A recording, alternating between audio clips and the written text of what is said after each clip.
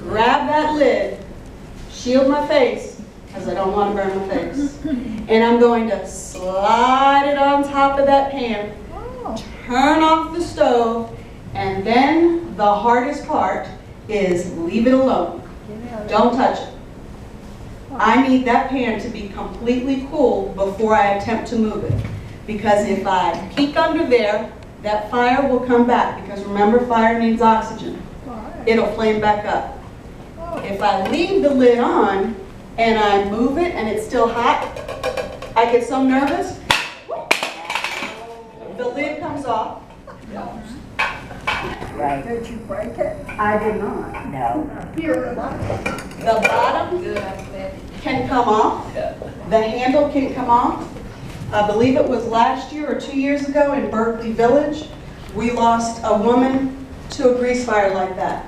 She put the lid on it, she turned it off, and then her next thing was, I need to get it out of the house. When she grabbed that pot, it was so hot. Remember, it was on fire. The bottom of the pan melted, and that grease got all over her body. Remember, the older we get, your skin, your body's changing. Your skin gets very thin. So most people don't succumb to the fire itself, they succumb to the infection. She died from the infection, and that fire spread and took out 3 other apartments. Oh, wow. What year was that? It was either last year or the year before, so it was within the past 2 years. I don't remember that, because I about that. We also just lost someone in July, just this past July, a 57-year-old woman. She succumbed to the infections from a fire that the fire was about 3 months ago. Just 57. Berkeley? No, not in Berkeley, but here in Newport News. Years ago, there was a lady back in South that, I don't know what she was doing, but her whole apartment caught fire. Do you remember that? I do. So this is what we want you to do. So when you're cooking, this is where my singing comes in. When you're cooking, the most important thing you can do is, in the words of Tammy Wynette, you're going to stand by your pan. You're going to stay in the kitchen. You're going to watch what you're cooking, okay? Because if you're there and you've got your eyes on what you're cooking, you're going to be able to see what's going on. You're going to monitor what's going on. But we have so many people that begin cooking, phone rings. Someone comes to the door. Yep. Kids come knocking at the door. Kids are crying. Dogs are barking. They've got all these things going on. They walk away and leave it alone.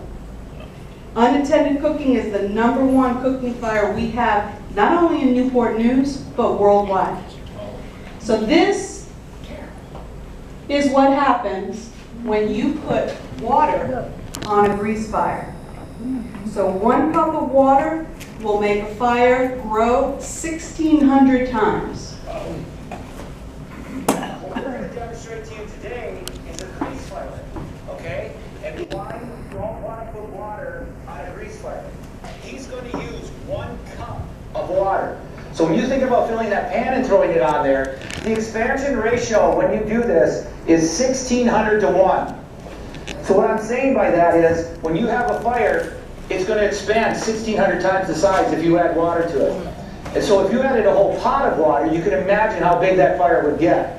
He's adding 1 cup, and you're going to see how dramatic that can be. But right now there's a small fire inside there, and it's starting to build. But right now I could easily put a cover over it, turn off the heat, and leave it alone, and it would be just fine. Now what I'll show you is if I take this back off, it's just going to poof. So you just want to leave the lid on it and just leave it alone. So what I'm going to do is I'm going to let this grow until the flames get up to about here, which is where the fire stock wood typically would go. And then we'll put some water on there and we'll show you what happens when you put water on a grease fire. Now if we were in a totally enclosed kitchen, this fire would roll all the way across your kitchen. I've seen them go 30 feet. And it literally burns all the way down to the floor. It is intense. This is going to come up and out, And I'm going to do it right now here. Okay, get ready. This is 1 cup of water. Just 1 cup.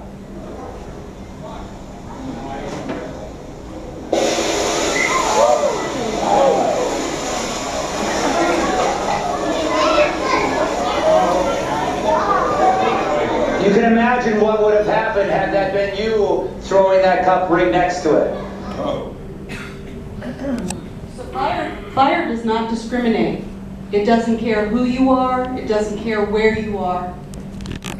What's the difference with doing that with grease and or just heat? Any fire, but not grease as opposed to grease. The molecules in the grease are so light, that's what causes it Okay. to expand like that. So that's the problem, that most of us, from the time we're children, we've been conditioned to think, if I have fire, what puts out fire? Water. So we're just wanting to get the message out and remind you, especially if you're in the kitchen, any fire you see in the kitchen, just automatically think, it's grease, I need to just smother it, so cover it, turn it off, leave it. Because if I'm over at Rudy's house and Rudy started cooking in the kitchen and he's left and I walk in and there's a fire on the stove, I don't know what Rudy's cooked. So if I throw something on it, like water, it could have been broccoli, could have been steak and butter, it could be a pot of boiled. Does that happen with electrical? It happens more with electric stoves than gas stoves. So you think about it, gas stoves, it might just be because people can actually see the flame. Electric stove, we have more fires also because you don't see the flame, so even when I turn the element off, it's still hot. People might not be thinking about it. You're putting your groceries out or what have you, and things still go on the stove and it's still hot. So we do have more fires with the electric stoves. So